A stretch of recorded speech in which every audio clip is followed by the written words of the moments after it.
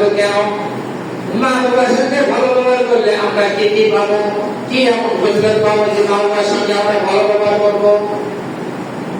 ইমাম তাবরানী এবং ইমাম আহমদ রাহিমাহুল্লাহ একটি ঘটনা উল্লেখ করেছেন। নবীজির জামানায় একজন ব্যক্তি ছিলেন, নাম ছিলেন আলকামা। কি ছিলেন? আলকামা। তিনি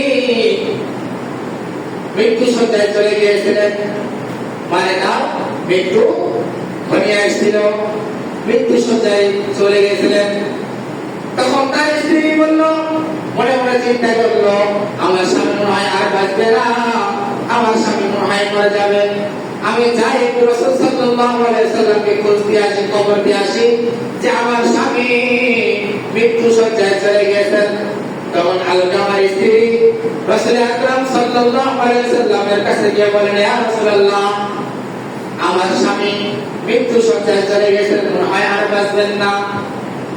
এই কথা শোনার পর জনাবে মুহাম্মদ রাসূলুল্লাহ সাল্লাল্লাহু আলাইহি ওয়াসাল্লাম আবু বকর রাদিয়াল্লাহু তাআলা আনহু এবং আরো দুইজন সাহাবাকে ডাকতে বললেন, তোমরা যাও যাও আলকামার কাছে যাও। কেন? আলকামার কাছে গিয়ে তোমরা তাকে কালেমা পাঠ করো। কি পাঠ করো? কি বলল? আবু বকর রাদিয়াল্লাহু তাআলা আনহু এবং আরো দুইজন সাহাবায়ে কেরামকে আলকামার বাড়িতে যাইতে বললেন এবং বললেন, তোমরা আলকামাকে গিয়ে কালেমা পাঠ করো। আবু বকর রাদিয়াল্লাহু তাআলা আনহু এবং দুইজন সাহাবী আলকামার বাড়ির মধ্যে গেলেন। বাড়ির মধ্যে যাওয়ার পর তাকে কালেমা পাঠ করার চেষ্টা করে দিয়েছিলেন, কিন্তু তার মুখ থেকে কালেমা বের হইতেছিল না। অনেক চেষ্টা করলেন, কিন্তু তার মুখ থেকে কালেমা বের হয় না। কারণ কি? তখন আবু বকর রাদিয়াল্লাহু তাআলা আনহু এবং ওই দুইজন সাহাবী আমার দূরে মুহাম্মদ রাসূলুল্লাহ সাল্লাল্লাহু আলাইহি সাল্লামের কাছে চলে আসলেন। এসে বলতেছেন, ইয়া রাসূলুল্লাহ, আল্লাহর হাবিব, ইয়া রাসূলুল্লাহ, আমরা তো গেলাম, কিন্তু আলকামার মুখ থেকে আমরা কালেমা পাঠ করাইতে পারলাম না। তখন রাসূলুল্লাহ সাল্লাল্লাহু আলাইহি সাল্লামের সন্দেহ হলো। রাসূলুল্লাহ সাল্লাল্লাহু আলাইহি সাল্লাম তখন তার স্ত্রীকে জিজ্ঞাসা করলেন, ও হে আলকামার স্ত্রী, তুমি বলো, আলকামার কি মা বাবা জীবিত রয়েছেন? কি বললেন? মা বাবা জীবিত রয়েছেন। তখন আলকামার স্ত্রী বলল, তার তো বাবা জীবিত নেই, কিন্তু একজন বৃদ্ধ মা তার জীবিত রয়েছে। কে জীবিত রয়েছে? বৃদ্ধ মা। তখন মুহাম্মদ রাসূলুল্লাহ হযরত আবু বকর রাদিয়াল্লাহু তাআলা আনহুকে পাঠিয়ে দিলেন তার বৃদ্ধ মায়ের কাছে। হযরত আবু বকর রাদিয়াল্লাহু তাআলা আনহুকে বললেন, তার মাকে গিয়ে বলো সে কি তার সন্তানের ব্যাপারে সন্তুষ্ট আছে, তার সন্তান কি করে না করে তার মাকে গিয়ে জিজ্ঞাসা করো, না হয় আমি যাবো তার মায়ের কাছে। এই কথা শোনার পর আবু বকর রাদিয়াল্লাহু তাআলা আনহু তার মায়ের কাছে চলে গেলেন। তার মাকে গিয়ে বলতেছে, আপনাকে মুহাম্মদ রাসূলুল্লাহ সাল্লাল্লাহু আলাইহি ওয়াসাল্লাম এই কথা জিজ্ঞাসা করতেছে।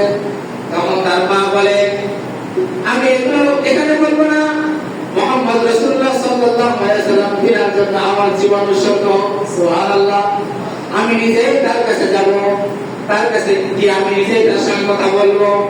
তখন আলকামার মা নিজেই মুহাম্মদ রাসূলুল্লাহ সাল্লাল্লাহু আলাইহি ওয়াসাল্লামের কাছে পৌঁছে গেলেন। পৌঁছে যাওয়ার পর রাসূল আকরাম সাল্লাল্লাহু আলাইহি ওয়াসাল্লাম তাকে জিজ্ঞাসা করলেন, একটু মনোযোগ দিয়ে শোনেন। রাসূল আকরাম সাল্লাল্লাহু আলাইহি ওয়াসাল্লাম তাকে বললেন, ও হে আলকামার মা, তুমি তোমার সন্তানের ব্যাপারে বলো তো, তোমার সন্তান কিরকম ছিল? তখন আলকামার মা বলতেছে, ইয়া রাসূলুল্লাহ, আমার সন্তান বেশি বেশি নামাজ পড়তো, হজ করতো, যাকাত দিত, মানে কি নামাজ পড়তো এবং যত ভালো কাজগুলো রয়েছে সেই কাজগুলো তার সন্তান করতো।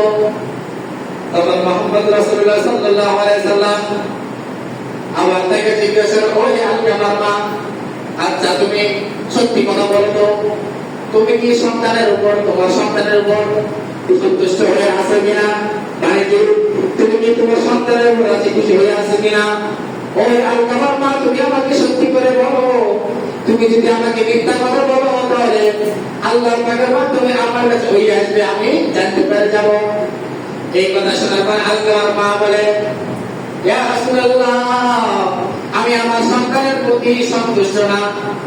রাসূল আকরাম সাল্লাল্লাহু আলাইহি ওয়াসাল্লাম তখন বললেন, কেন কেন সন্তানের উপর আপনি কেন সন্তুষ্ট না? তখন আলকামার মা বললেন, ইয়া রাসূলুল্লাহ, আমার সন্তান আমার থেকে বেশি আমার স্ত্রীকে প্রাধান্য দিত।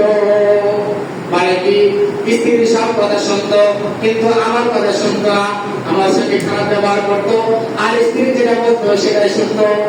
এই কারণে আমি আমার সন্তানের প্রতি সন্তুষ্ট না। তখন রাসূলুল্লাহ সাল্লাল্লাহু আলাইহি ওয়াসাল্লাম হয়ে গেলেন। তখন আবু বকর রাদিয়াল্লাহু তাআলা আনহু বললেন, যাও ডাক নিয়ে এসো, ডাক নিয়ে এসো। এই কথা শোনার পর আলকামার মা বলল, ইয়া রাসূলুল্লাহ, কাঠ দিয়ে কি করবেন? রাসূল আকরাম সাল্লাল্লাহু আলাইহি ওয়াসাল্লাম তখন বললেন, ওই কাঠ দিয়ে আমি তোমার সন্তানকে পোড়াইয়া দিব।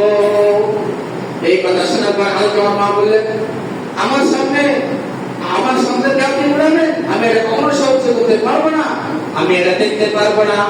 তখন মুহাম্মদ রাসূলুল্লাহ সাল্লাল্লাহু আলাইহি ওয়াসাল্লাম বললেন, আচ্ছা, তুমি এই কাঠের সামান্য দুনিয়ার আগুন থেকে এত উৎসাহী করতেছো, তুমি তোমার সন্তানের প্রতি অসহ্য হয়ে আসো। ওরে আলকামার মা, শোনো, দুনিয়ার আগুন তো কিছু না, জাহান্নামের আগুন এর থেকে কোটি কোটি গুণে ভয়াবহ হবে। তুমি যদি তোমার সন্তানকে মাফ না করো, তোমার সন্তানকে যদি মাফ না করে দাও, তাহলে ওই জাহান্নামে তোমার সন্তানকে আগুনে পোড়ানো হইবে। তখন আলকামার মা বলে, ইয়া রাসূলুল্লাহ, আমি আল্লাহকে সাক্ষী রেখে এবং সকল ফেরেশতাদেরকে সাক্ষী রেখে এবং এখানে যত মানুষ উপস্থিত রয়েছে আমি সকলকে সাক্ষী রেখে বলতেছি, আমি আমার সন্তানকে মাফ করে দিলাম, আমি আমার সন্তানের প্রতি রাজি খুশি হয়ে গেলাম। এই কথা শোনার পর মুহাম্মদ রাসূলুল্লাহ সাল্লাল্লাহু আলাইহি ওয়াসাল্লাম আবার আবু বকর রাদিয়াল্লাহু তাআলা আনহুকে বললেন, যাও যাও আলকামার কাছে যাও, আলকামার কাছে গিয়া তাকে কালেমা পাঠ করাও। তখন আবু বকর রাদিয়াল্লাহু তাআলা আনহু আলকামার বাড়ির মধ্যে যাইতে লাগলেন।